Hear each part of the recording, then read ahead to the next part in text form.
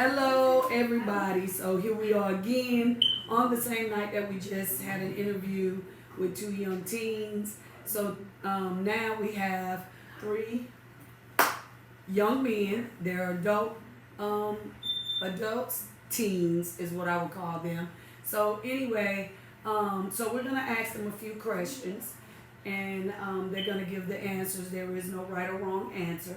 If you're enjoying this video, as we go through these answers and these questions about Christ, please hit the button, the subscription below. Also, you can use this video for other teens who are thinking about serving God or who are already serving God, but at the same time they're struggling. This may help them tonight. So, we're going to get right to the questions. So, my first question tonight is to these guys is what is so hard about serving the Lord when you're an adult teen? I think you have to.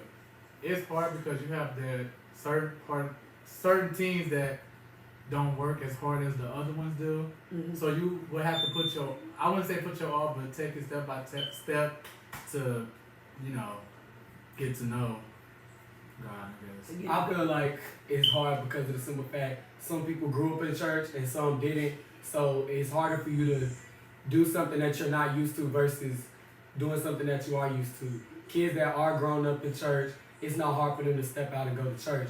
But people who weren't raised in church and were raised differently are not going to tend to just feel like they should go to church or know what God is.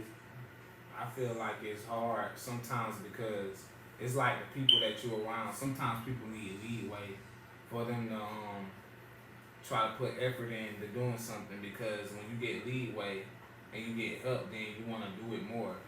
But So, what do you mean by leeway? Like somebody that leads by example? yeah, like not being around confusion people, people that's negative, but people that's positive about doing the right things for God. Mm-hmm. Okay, some good answers. So in that, is it hard to serve God and have a girlfriend at the same time? No.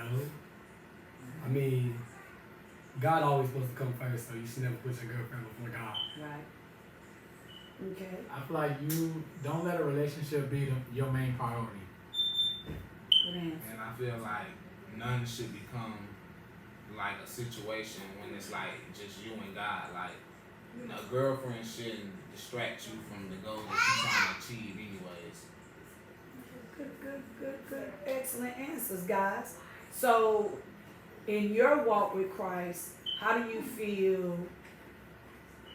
Let me rephrase that.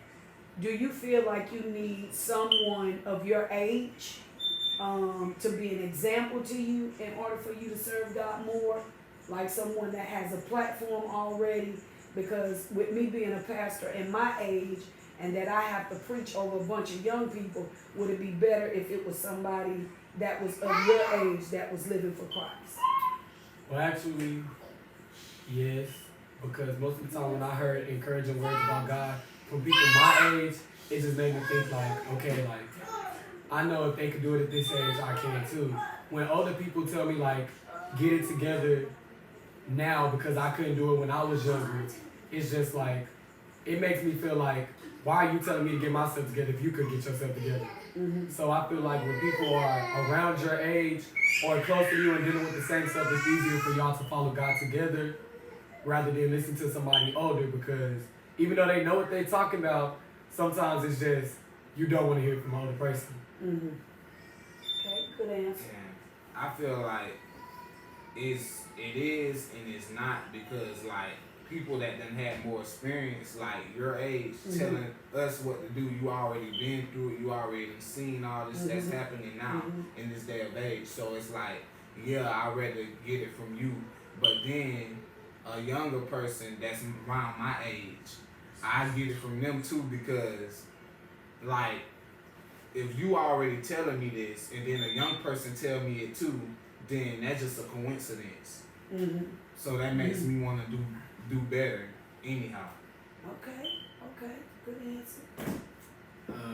Basically what they both said, yes but no, because somebody my age, I can talk to them about my problems because they'll get it because they're my age. But then someone older, you can talk to them about it too. They might get it, they might don't, but they can tell you, right from wrong, how to go about it, and etc. Absolutely. Okay. Excellent answers from all three of you. So, being that you guys are in church, how do you feel? What has been your motivation for continuing in church? What's been your motivation?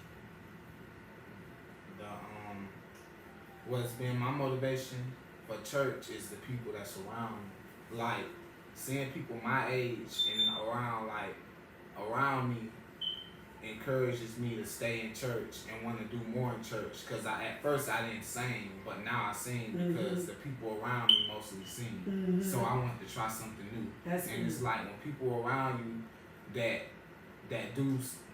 does the things that you do, it makes you want to do it more and you want to stay in church. And that's all we know. That's good. My motivation is the activities that we do in church as a whole, because if one of us do it, we all do it, and it makes us feel like if we do things together inside of church and outside of church with the same group of people, our motivation is to stay with those people because we are going in the same path. And another thing to say is that motivation is the pastor. We have a good pastor that doesn't stick on, tradition. That doesn't stick on tradition where you have old people judging because you're coming to church looking a certain way. Amen. Or looking this way. And that's a lot of motivation because you come as you are, that's what the Bible says. Amen. So if the pastor is allowing you to come as you are going to continue to come to where you feel welcome. Amen. That's good. My motivation is, it's just when you go, you get what you need. Like some people go and they just think they don't have what they need, but as for me, I just feel like when I go, I get what I need. It makes me want to be a better person. Amen.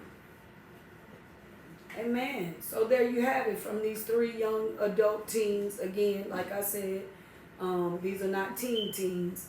Two of them are graduates. One is in college and one is about to graduate. So, and they gave some wonderful answers. And again, there is no right or wrong answer. So please, if you make any comments, please don't be judgmental. I do ask that if you have any teens that some of these questions may apply to, and if they want to reach out to these young guys and talk to them, please message me, have them to message me, and God bless.